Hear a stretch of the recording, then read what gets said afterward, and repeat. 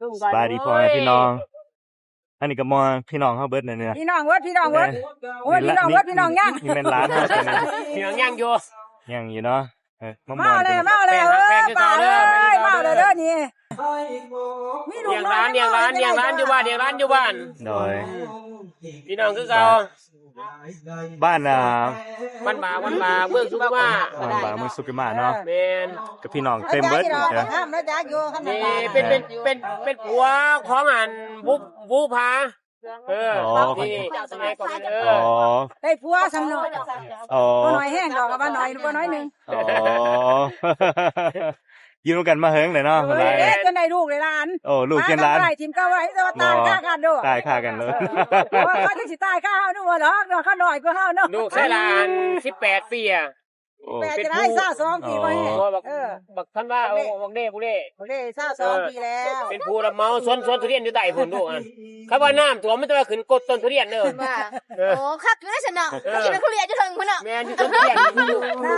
ยนอยู่ต้นทุเรียนอยู่แล้วบ่ต้นทุเรียนนะ4คนอยู่สวนทุเรียนนี่ก็พี่น้องเขาเบิดเลยนี่เป็นเป็นใช่แต่จอกไม่ใช่เลยพุ่นยังกินอยู่พุ่นกินบ่ได้หาลูกพ่อนี่ที่ใช่ลูกพ่อไม่ใช่มานักเข้าของหน้าท้าอยู่รถกันไปเจอพี่น้องเฮาเนี่ยที่ไหนจะตากันไปมาเมืองทุกมาแล้วก็ถามมาเด้อว่าได้มาได้มาเลยเด้อพี่น้องเด้อด้วยมาบ่ว่ามันแห้งมันใหญ่ผู้พาโลเบิดได้เบิดคนกินได้อยู่เถิกนี่กูจะถ่ายบ่ได้กินว่าเราบ่ดีบ่เราก็บ่บ่ได้ว่าผู้ใส่หมวกค่ะเอาบ่แล้วโอ้บ่ไหลเลยนะโอ้ยไม่เรียนมันนี่ครับพี่เนี่ยเอาทำไปก่อนฮะได้กินก็บ้ามันจะได้มันมาหน่อยน้าหน่อยบายเลยบายกำลังนอนรับว่าท่านนี่ดอกพอดีมาแล้วหันนอนมาเต็มสิมาแล้วต่อได้เลยพอดีเอาในห้องช้าง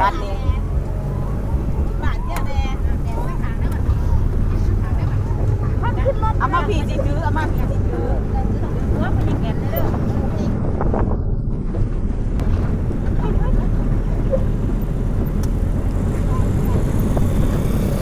ตาเด้อ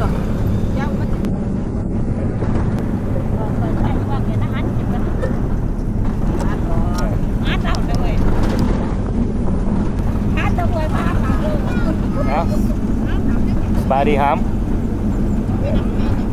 แม่ผมลองที่จะโอ้ยลมเนี่ยเว้ยนี่แต่แอนทีเบิดเลยแอนทีเนี่ยสบายดีเนาะว้าวนี่ที่จะพูดจะต้องมาซ้อนที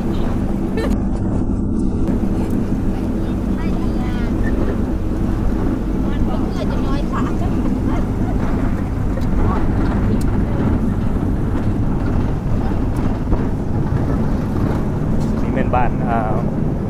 พี่บ้านน้องเหรอบ้านพ่อกับบ้านแม่เขา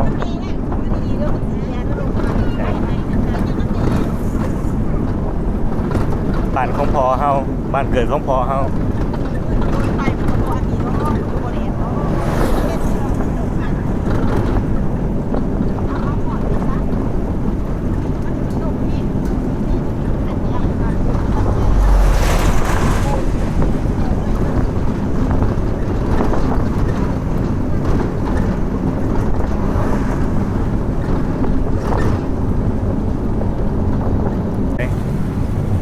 บ้านของพ่อเขาเป็นเดินโรดเลยสอดเดินโรดไงเนาะ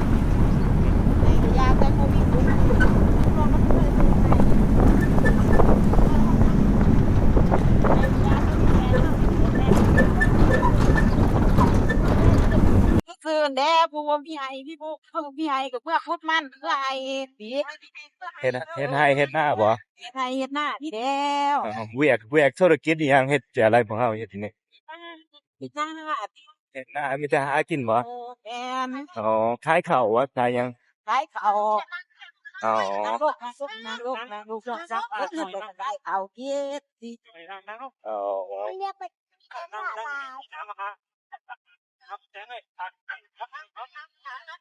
วันบ่ได้เฮ็ดข้าวได้เสียหยังแต่ บ่ได้เฮ็ดเอาเฮ็ดให้สิ เฮ็ดให้ หากินหาอยากไปจังซั่นติยากเพราะบ่มีแนวเฮ็ด หาแบบ เขาบ้านมา หากิน เขาบ้านมาเขาก็ไปเก็บกาแฟ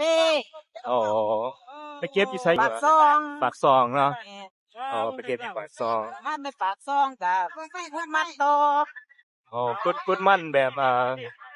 มันสลาง sweet potato โอ้มัน like potato เนาะก็อยู่กินไปแบบนั้นเนาะชีวิต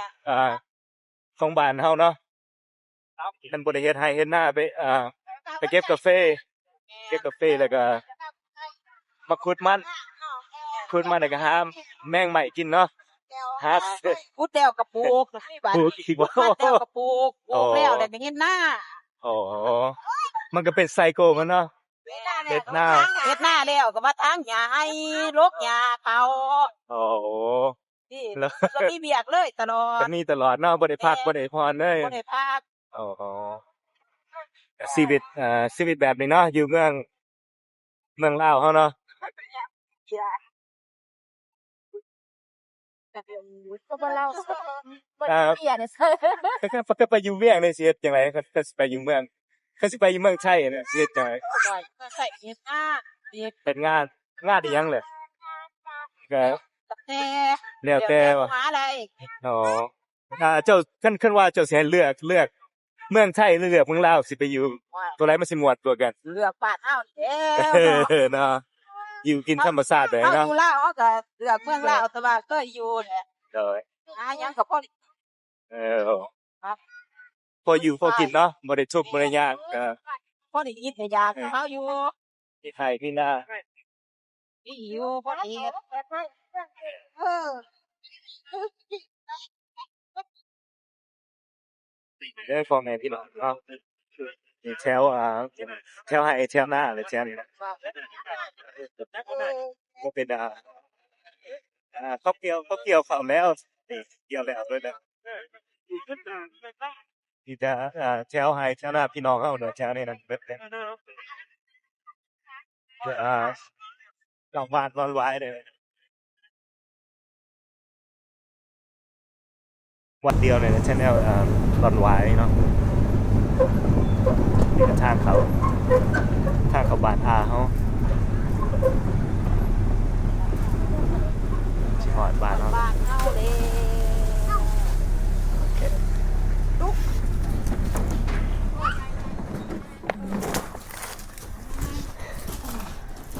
เอาใส่เอาเติบนี่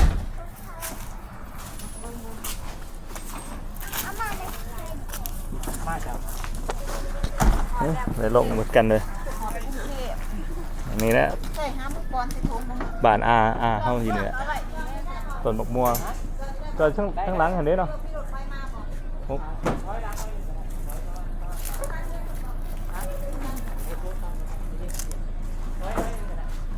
ถอยหนึ่งบ่ได้บ่ถอยได้หลาย ไหน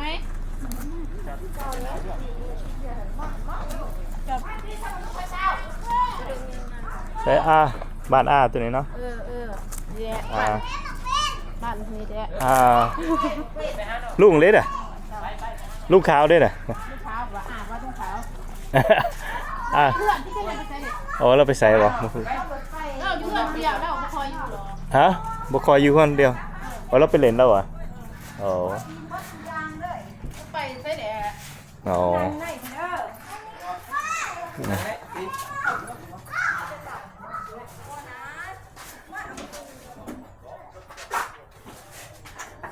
อันนี้เป็นบ้านด้วยนี่นะ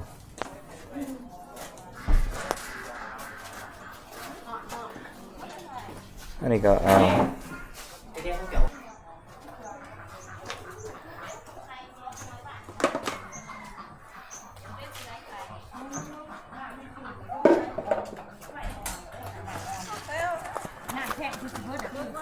บ่ได้สิเมื่อไหร่น่ะ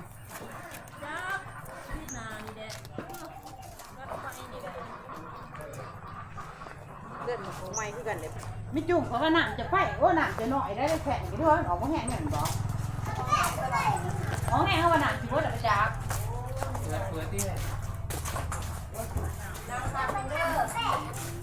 ช่ไม่ไรเมื่อเลยถ้าเปล่าเมื่อดิ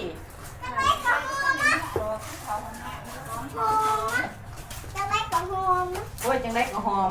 อีหยังหอมนี่ล่ะฮะ หอมหนาได้แป้งมันไม่ข้นหอมกับแป้งหอม แป้งหอมบ่ หอมหนาได้บุระ ก็อยากอาบน้ำ ทำไมจะอาบดูมันเย็นก่อนจะบ้าจะห่อนนะ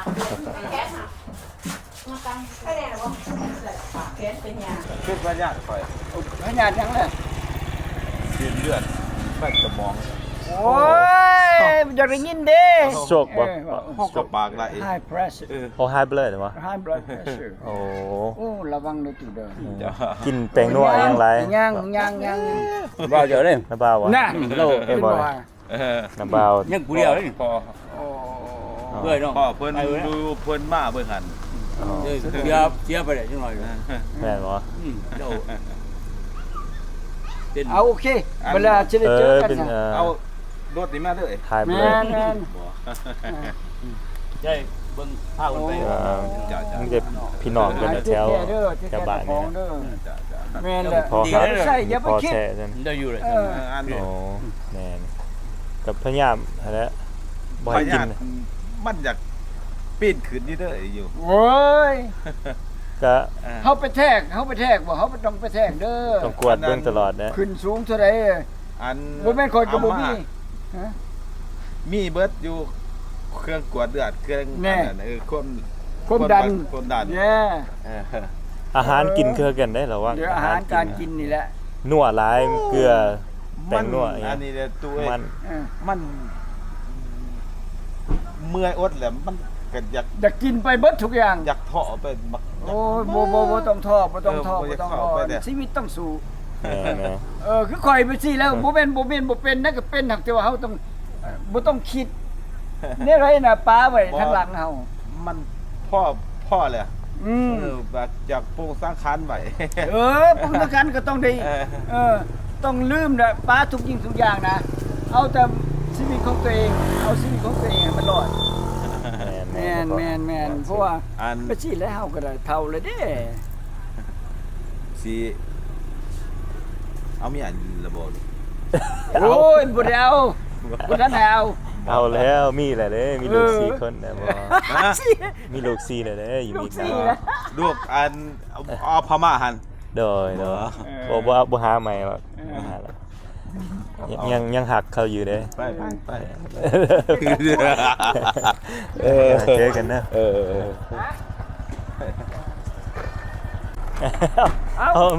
เอาหามันนี่มาเบิดเลยจังไรสบายดีบ่ได้เห็นเฮิงเลยสิไปเที่ยววัดฟู่อีกวะอาจารย์ไปวะ โอ้ยขาดไปเว้ยไปแล้วเด้ไปลูกไปบ้าน ไปว่านี่วะบ่ถ่ากันเว้ยพอไปเห็นเห็น มันถุนมาโดด โดย mẹ con bay đấy mẹ con bay แม่นวะ แม่ โอ้ตอนนั้นเฮาก็ไปปีนผู้เหมือนกันเนาะ ao ao ยากเว้ยอยู่มีการมีแต่อังโก บ้านกับประตู โดยพอฮักพอฮักก็พอแท้มาทำกันเลย กูเอารถก็รถเขาถามเนาะ เขายากโอ้นะต้องได้ทุ่มบ่ทุ่มบ่ไหลเนาะต้องให้เป็นถ้ำเลยเนาะทุ่มทางเอาอันนี้สื่ออันนั้นมาใส่นี่ก็มีแต่บ้านพี่น้องเขาเบิดนี่วะบ้านไผตัวนั้นนะ มีบ้านเพิ่นเอาห่วงเจ้า เอาห่วง นอก อันนี้เป็นอาเฮาตัวเนาะ แมน อาขาวเลยผัวน้องพอแม่น ว่าจูม ว่าจูมีแต่พี่แต่น้องกันนะแถวนี้นะเบิดมาเบิ่งเฮือนพอสร้างวันเฮือนไผตัวนี้นะ ก็นั่งเปล่าน างเปล่า สาวคนที่2ของอ่าวนี่แหละ ผู้สาวผู้ที่สองบ่โอ้ เป็นน้องสาวของเก่า พอบอกว่า นี่เรื่องท่านแล้ว ยังพอแล้วพออยากให้มันนอนเบิ่ง ไม่ครับผม เมียฮะ anh đi được rồi hả บ่แห้ง Wi-Fi ธรรมดาคันบ่แม่น Wi-Fi แบบต่อเป็นสายเพิ่นจังมันสิให้อยู่นี่ย่านบ่มีแล้ว Wi-Fi เถื่ออันนี้เป็นสลับเก่า เฮ็ดงามเนาะแต่ก็ยังสร้างอยู่ได้นี่นะ นี่แม่นพ่อนอนนี่เด้นี่แม่นพ่อนอนนี่บ้านของพี่น้องก็ยังสร้างไว้แล้วโอ้ปืนงามเฮ็ด It's kind of hot here อันนี้ก็เป็นนี่ก็เป็นห้องที่ห้องน้ำอ๋อนี่เป็นห้องน้ำโอ้ห้องน้ำเป็นห้องน้ำของอาบน้ำอาบน้ำก็ตักอาบน้ำเลยก็งามเฮ็ดใหม่งามได้พอเนาะเฮ็ดใหม่งามห้องน้ำ2เลยนะโอ้อันนั้น สไตล์โอ้อาบน้ำมัน มองอาบน้ำ เนี่ย อันนั้นมอง ห้องน้ำ ห้องน้ำมองนะ โอ้นี่บอกโอ้ทันสมัยอยู่ คักเลยเนาะ เยอะทันสมัยต่างกันตั้งแต่บ่มีน้ำหอนเนี่ย เนาะผมมีน้ำหอมใช้อย่างเดียว ไม่ได้อาบน้ำเลย อืม นี่โอ้ งามเนาะพอเนาะ ไม่หมดใส่ป้องกันขโมย โอ้คัก หาบ่ได้แล้วคนสมัยอยู่อยู่นี่นะ อืม โอ้ งาม มีไฟเหรอ มีไฟวะโอ้ แต่ย่ำขึ้นอากาศเย็น ไงวะ นอนแม่นหนาวเลย โอ้เดี๋ยวนี้อุ๊เอาเอาหนาวเนาะ ไฟฟ้าแต่ว่าร่องเงินเราแต่ว่าอยู่นอกท่านเป็นโทรศัพท์ธรรมดานี่เด็ดได้แล้ว หนึ่งเรียนอาบน้ำเองเพราะมันบ่มีน้ำหอนแล้วต้องอาบน้ำหอน น้องมันสิยากเนาะพอเนาะ นี่ที่นอน โอ้เนี่ย เฮ้ยเหรอ ฮะ โอเคเหรอ เจ๊จะยังอาบน้ำหอน พ่อแล้วอาบน้ำร้อนเมื่อไหร่พ่อ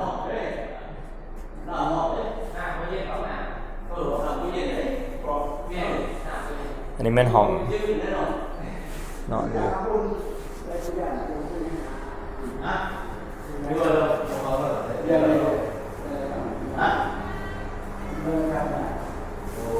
ไปเบิ่งหมองเก่าตัวเฮาเด้มีแต่มีแต่แสนสาวตรงเนาะ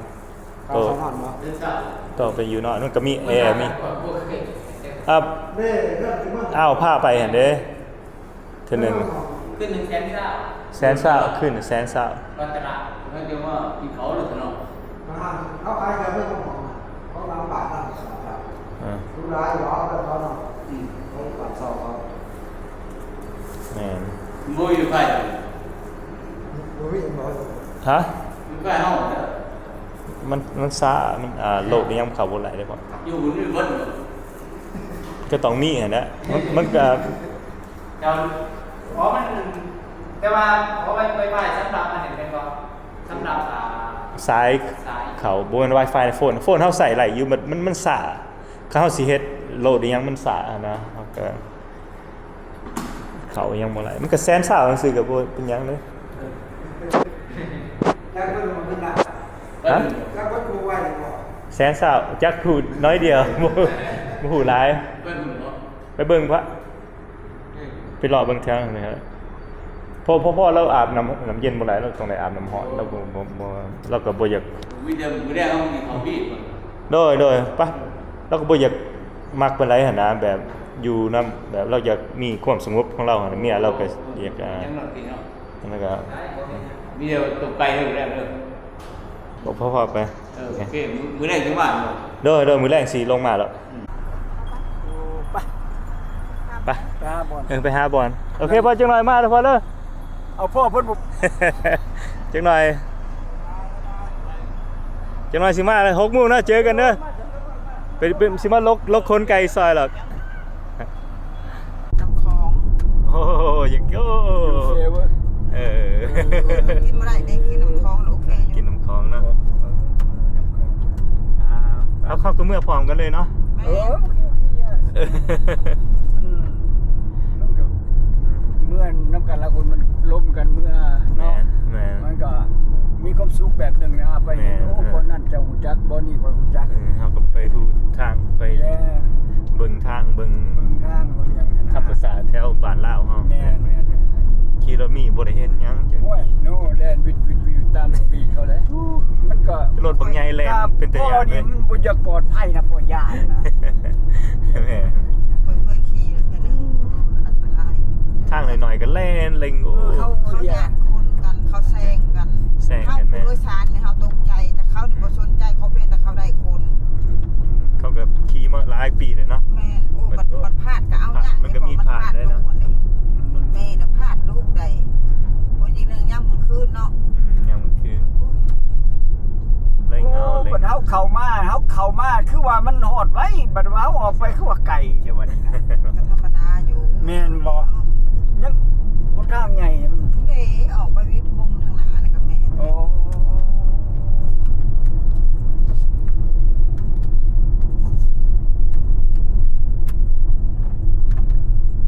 หมวกขี่รถไถและสิดาเนาะท้องกุ้งสิเขางามโพดเลย งามบ่แถว โอ้งามเลยธรรมศาสตร์แท้ บ้านนอกบ้านนาเขาก็แบบนี้แล้วก็เจะเลื่อนหลายนะนี่ เล่นล่างเลยก็ทาง เบิ่งเฮือนก็บ่ได้เป็นสิมีเฮือนใหม่แหละกูมื้อนี้มีแต่เฮือนทรงโมเดิร์น หักแต่บ่แถวบ้านน่ะนั่นบ้านพ่อไอ้เคนนี่ยังเป็นธรรมศาสตร์อยู่บ่ แม่น ยังเป็นดังเดิม ดังเดิมเฮือนใหม่เฮือนหยังเด้บ่มีเฮือนดินเนาะคือแถวนี้เห็นบ่นี่ นี่ มัน ก็ เป็ เป็นน เฮื เฮื อ อน น ดิ ดิ น น ขึ้นมาได้ เฮือนตัวสางใหม่นี่เนาะ สร้างใหม่แล้ว มันเฮือนตัวเก่าๆนี่มันก็ สำรุปไปแล้วเทไปแล้ว แบบนี้ยังก็เป็นเฮือนเก่าอยู่นี่ บริ นะเป็นใหม่เป็นยังไปทางกระซีใส่ไปแล้ว โอนคือว่าโอนพูด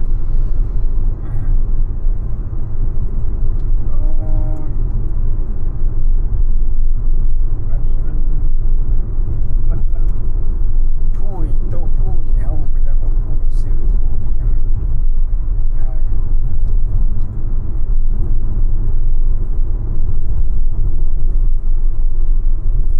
โอ้ยมันดีใจแล้วมันนี่พอมัน เด้บ้านหมอลำเรื่องนี่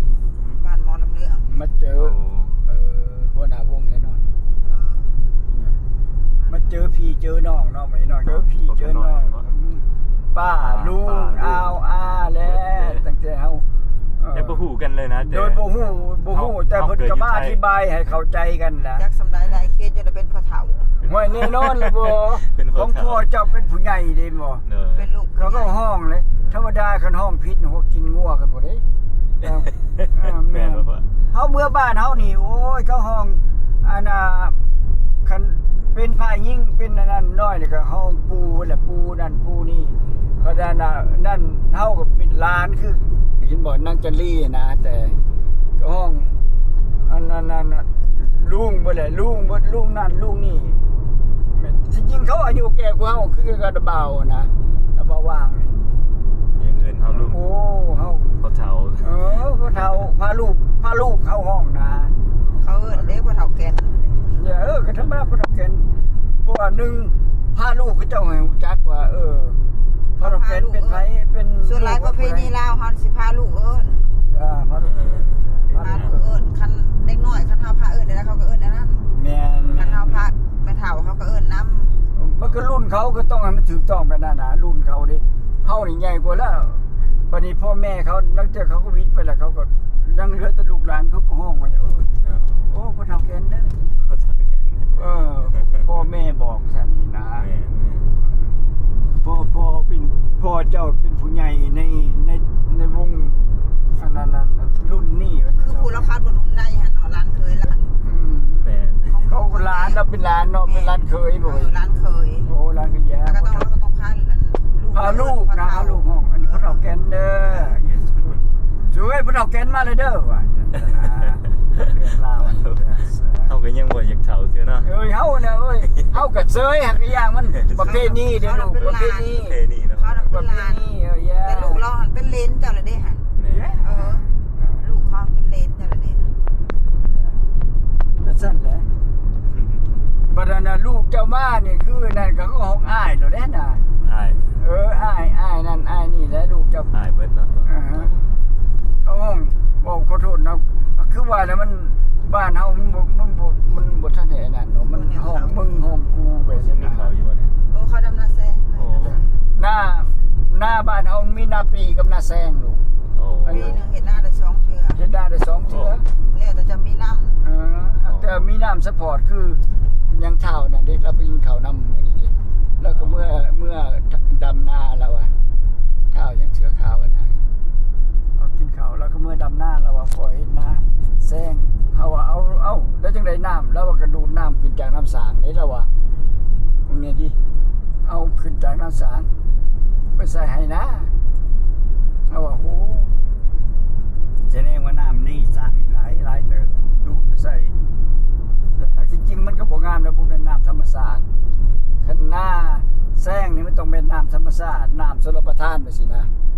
ดูดขึ้นมา โอ้โตมัวกินกล้วยปด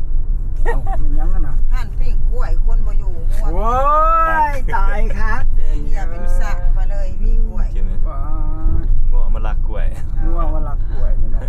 มันก็ลวกปากมันวะ หมดแล้วกล้วยเป็นหวีเด้ กูนักร้องไปเลยเด้ หมดเลยเด้ในบ้านน่ะ